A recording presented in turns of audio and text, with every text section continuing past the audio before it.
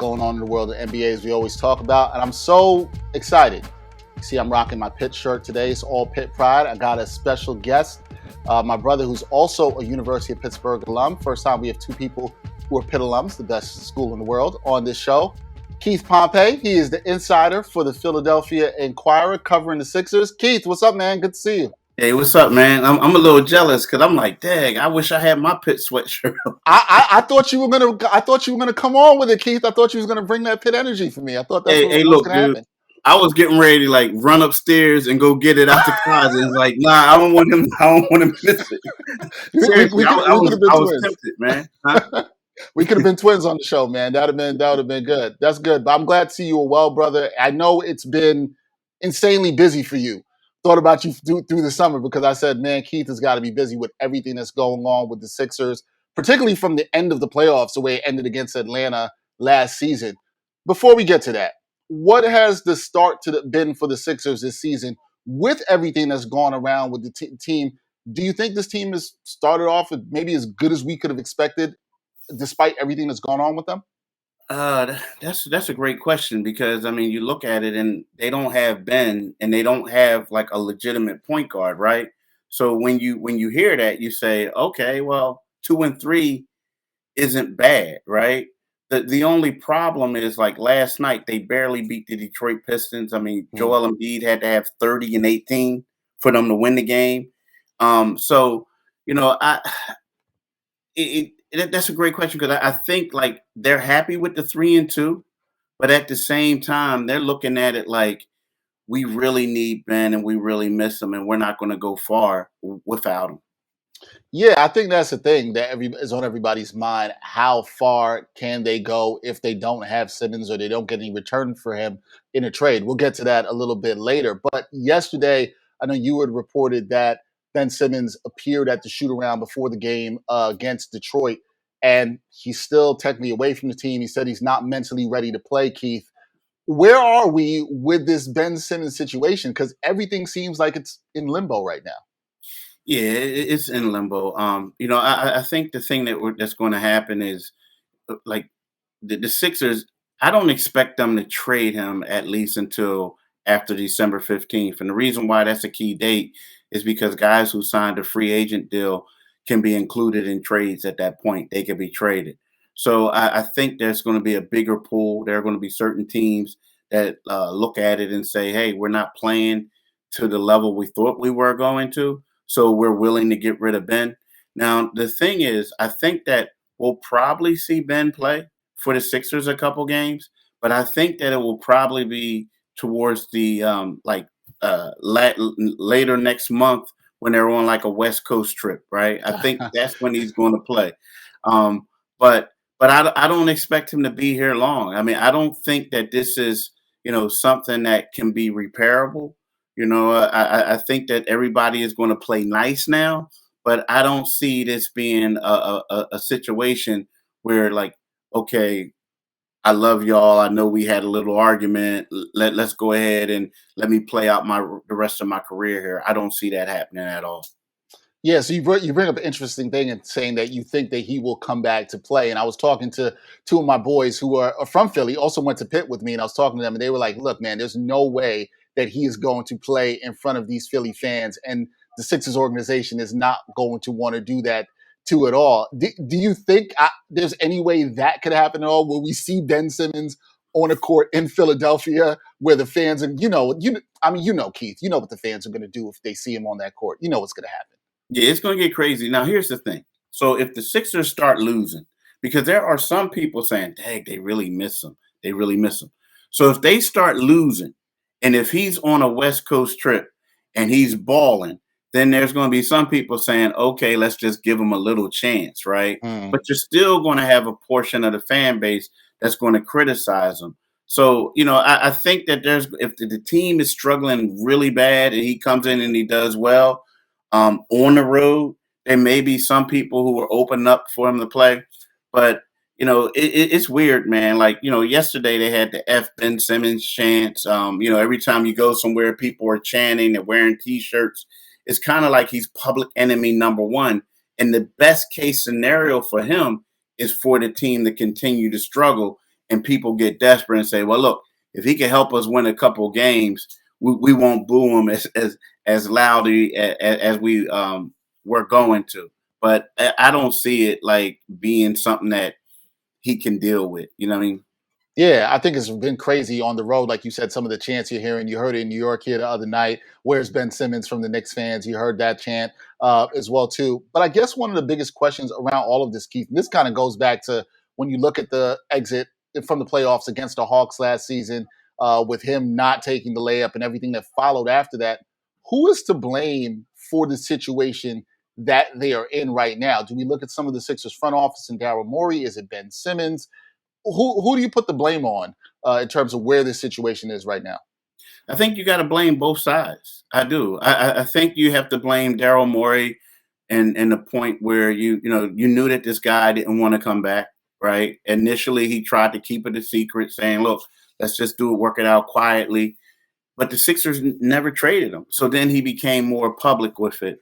I feel like that he should have never been on the roster in the beginning of the season. I felt like during the trade, I mean, excuse me, during the draft, that would have been the perfect time to move Ben Simmons. Now, again, I know that the Sixers were holding out hope for Dame Lillard and Bradley Beal, but I felt like that they should have basically moved him.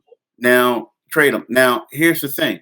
When it comes down to bending them, I feel like when you back yourself into a corner and you take this stance and things don't work out, that's when you're to blame. You understand? It's like I feel like if Ben Simmons, if he didn't get traded, right? I Mm. feel like Ben could have came into training camp. He could have been a little disruptive, right? Or from an earlier point, and then he could have forced it that way. But when you wait and then you become disruptive, everybody's like, oh, he's following a script. He's doing this, he's doing that because he wants to get moved. But I felt like from the beginning, if you would have came in and you would have been disruptive that way, like Jimmy Butler did, a couple other people, the next thing you know, they're going to get rid of you. But now here we are, 5 games into the season, and it looks like he won't be traded until December. Yeah, and I'm gonna get to the timeline of that in a second. And one of the things I've been wondering, Keith, with Ben Simmons, do you feel like he's acting on his own, or is this advice he's getting from Rich Paul? Because I think it's really hard to tell in the situation on what way he's moving and how he's getting advice to take the actions that he's done and the way this has gone about. Well, I will say this about Ben. Ben's the type of guy that if you try to back him into a corner, he's not doing it, right? I mean, like, so you have to think that, it like you're only going to do like if your agent may say do something, but if it goes wrong, then you're going to fire the agent. You know what I mean? The age Yep. Rich Paul is getting a lot of criticism from people just because they like, okay, well, you did this with Anthony Davis, you did this, you did that. I think it got to a point where Ben Simmons just didn't want to come back to Philly at all. Because of the fans, because of other things, he felt like Daryl Morey, Doc Rivers, Joel Embiid, they all backstabbed him, threw him under the bus. So I feel like he was the one who was the initiator in this, saying, I'm not going. And another reason why I say that is because when you look back, think about 2 years ago when Brett Brown said, you know what? I want him to shoot a three once a game. Ben Simmons didn't shoot a three no more the rest of the season. So I think that, it's easy to say that it's the agent, Rich Paul, but this is just something that Ben just doesn't do. If you tell him to do something, he's not going to do it. Yeah, and that's funny. Not funny that you say that, but it's interesting because I spoke with somebody around the Sixers a few years ago who kind of told me pretty much the same thing that you're saying there, and that when he's back then, he won't do that. He kind of moves to the beat of his own drum, and this is Yeah. what he wants to do. With that being said, though, Keith, don't you think that kind of attitude, if that knowledge is out there and other teams know this, doesn't that affect his trade value or teams wanting him to be the face of the franchise if they were going to trade for him? It does. It does. But at the same time, you ever notice how like people, you always think like, yeah, they did it over there, but our culture is a whole lot Right. different. It's You gonna know what I change mean? because he comes in here. Yeah. Right. Right. Yeah. You always think that. You know what I mean? Like, yo, I told you not to date that girl. And they're like, nah, but I thought I was good. You know what I mean? Stuff like that. So, Right. so I think that has a lot to do with it. And when you look at it, like the 76ers, it was one of those things when we talk about the culture and why people will feel that way. is because they enabled Ben Simmons to do stuff. They really didn't have any veterans that early on in his career to say, "Hey, this is how you do it. This is what needs to be done." Instead, the coaches basically said, "No, Brett Brown, you can do whatever you want." So I think if he goes elsewhere, depending on who it is, let's just say, and I'm not saying he's going to go to Miami, but we Right. all know that stuff isn't going to happen with Pat Riley. We all know it's not going to happen with the Spurs. So I think it depends on the team that he goes to. You know what I mean? Are they going to enable him to or allow him to get away with things? But I think that a lot of this has to do with what the Sixers culture used to be. So when Daryl Morey went on the radio last week, I think it was last Friday, and he talked about, hey, Sixers fans, strap in. This might be 4 years. I laughed when he said that because I was like, okay, we know this isn't going to Yeah. take 4 years. When he said that, I thought it was more in line with what you said, Keith, which was, look, this might not be till December 15th when we have more options and more players can be traded for Simmons. Do you think there's any way that this happens sooner than December 15th? Or is Morey going to stick this out and say, look, we're going to try to get the best value that we can? And when that could happen is December 15th and onwards. I mean, it could happen beforehand, but that's only if like a team that they have somebody like completely bombed, right? Mm, Right now I'm looking at it like you look at Portland. Portland, Dame Lillard's not playing well, but we know that Dame Lillard is going to bounce back, right? He's that type of player. He's going to bounce back. And then you look at Washington, Bradley Beal. I mean, that would be a guy that you would probably go after earlier, right? But the problem with that is you look at the Wizards and they're balling right now. So I yep. think it is going to take to after December 15th. And you're right. Daryl is one of those things, he's saying things, but he knows daggone well you can't keep this thing up for 4 years because he won't be here for 4 years if it took that long. Yeah. With that being said, I think that everybody has their rumored Ben Simmons packages. He could go here, Keith. He could go there. And we know that Morey said they want an impact player in return for him. Have you thought? I mean, have you thought about it? Talked to anybody? What's a realistic return for Ben Simmons? Because I'm not really sure what his value is around the league right now. I mean, his value is sinking. I feel like the package. There was one package that I liked, but they can't do it now because of Malcolm Brogdon. Signed an extension. But I thought like the Malcolm Brogdon deal and Karis LeVert was a pretty good deal. I thought that was. Now again, these two guys, they both had injury history. But when you look at the Sixers' needs right now, they need a guy who could come off the bench and score. That would be Karis LeVert. They need a guy, who knows, Karis LeVert could even start at the 3 for them. But they also need a point guard. Right now, what I'm looking at is a realistic goal, a realistic option for them, would be CJ McCollum and Robert Covington, right? Now, the only problem with that deal is you still need a point guard. So you probably have to get another team involved, right? To get somebody else. But outside of that, I just don't see it, man. Because the Sacramento Kings do not want to get rid of De'Aaron Fox, right? You talk about Minnesota. They don't want to get rid of like one of their marquee players either. So there's really not a lot of deals for the Sixers right now. I mean, I feel like during this summer before people signed free agent deals and did signing trades and all this, I felt like the Sixers had better options. But right now, I think they just exhausted a lot of them by waiting on Bradley Beal and Dame Lillard. So I would have to say, if they could get CJ, I think that would be their best option just right now. Yeah, I feel like it would, especially his value is really high right now. He's been playing really well, had a good start to the season. CJ McCollum, that is.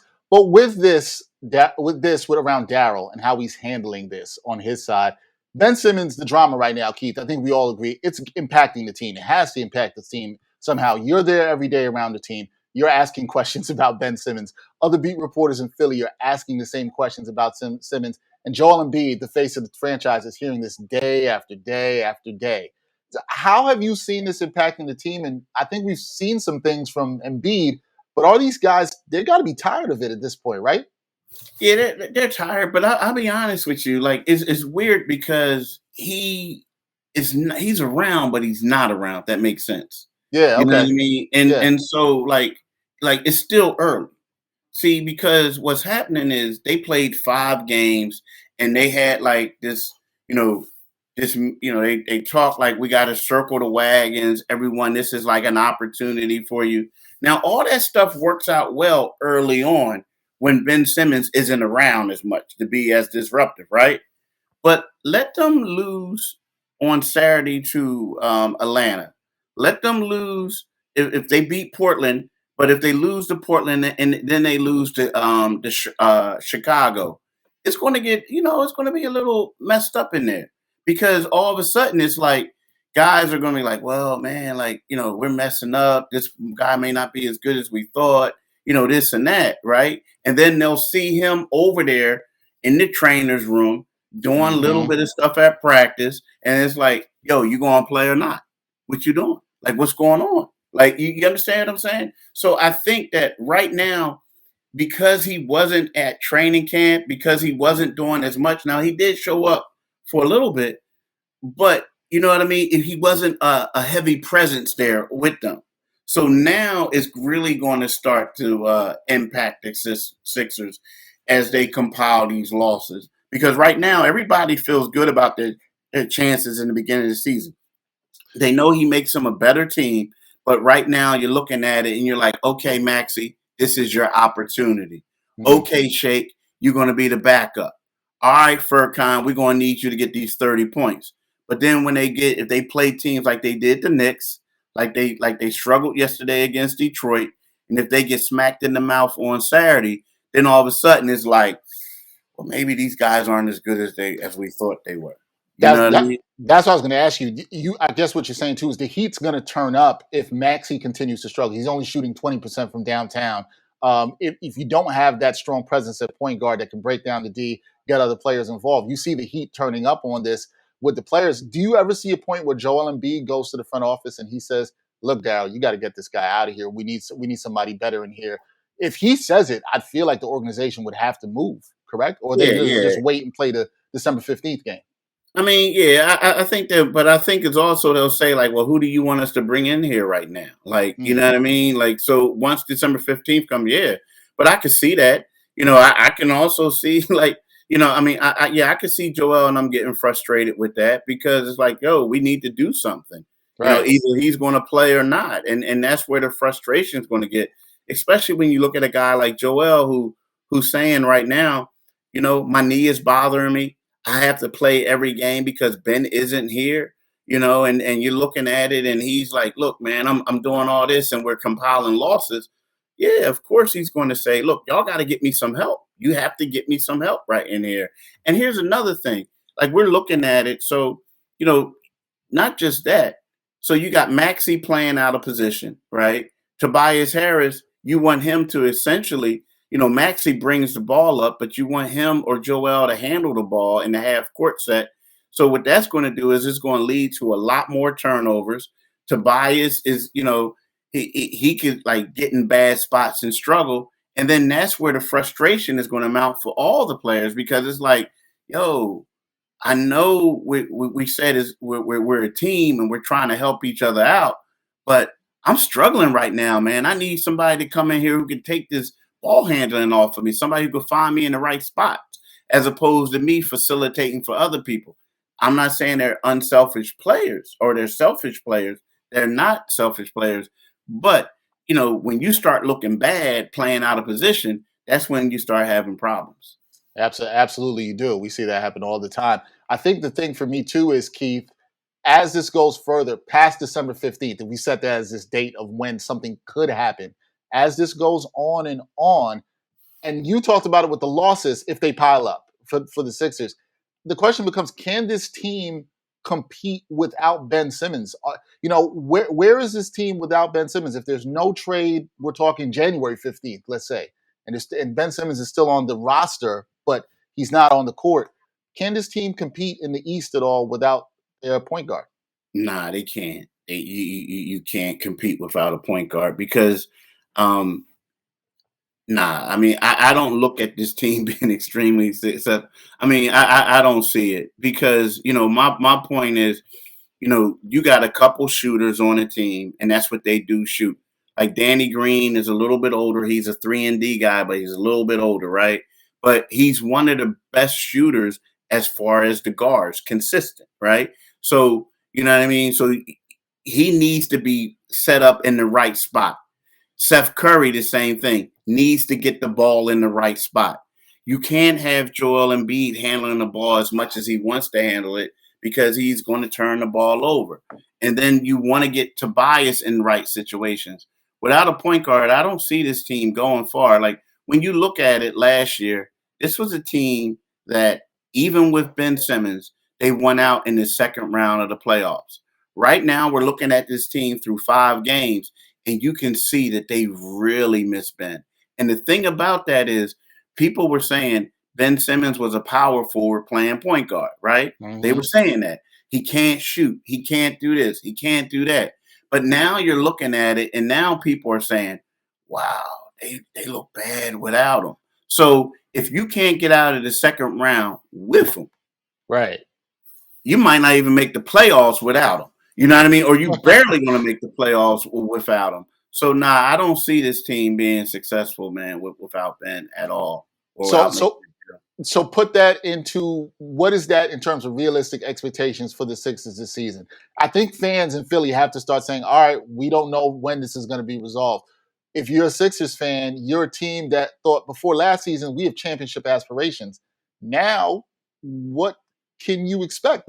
That's what Sixers fans are going to want to know. What do I even expect from this team right now? What are realistic expectations for the Sixers this season with all the drama surrounding them? It's it's weird because typically there's a lot of, typically the 7th and the 8th seeds and stuff like that. Those are teams who have losing records, but they make the playoffs, right? In the East. The East has improved a lot with teams like Charlotte got better. I was like, wow, Charlotte got better. But we already know that Miami was going to get better. Chicago. So I look at the Sixers as a play-in team without Ben Simmons. That's me because, when you talk about the play-in, what's that? That's 6th, 7th, 8th, and 9th, right? So they play in.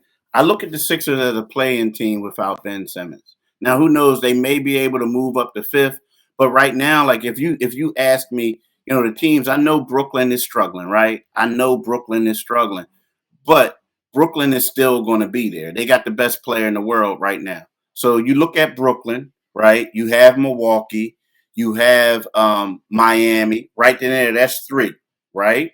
So then you have the Atlanta Hawks, I think are going to be good. And then you have the Knicks, right? That's 5 right there. So then, we didn't even talk about Charlotte, right? And nor did we talk about Boston. Like Boston, I think they may get it together, turn things around. So when I look at all these teams and I'm looking at this current roster, they look like a play-in team to me, man. They look like anywhere from the 6th to the 9th seed, in my opinion. Man, that does not make Sixers fans feel good, Keith. They're not feeling good about that. I feel like they're going to be booing some more. It's not what they wanted as a playing team. Before I get you out of here, I got to ask you. We went to the University of Pittsburgh. We know how great Pitt is. 2 sports journalists from Pitt. Tell the people why Pitt is. I try to tell people we don't get a lot of respect for our sports journalism. Why is Pitt so great? Because look at both of us. We're doing our thing. You know what I'm saying? There we go. We're doing our thing. You know what I mean? I think Pittsburgh is a great school. It's funny, man. Like I'm gonna tell you this. Like my cousin got accepted to Pitt. Well, he was one of those recruited kids, and I was in the 11th grade. Both from Philly, right? And I went up there on this college tour, and I was like, dude, I'm telling you, I'm coming here in 2 years.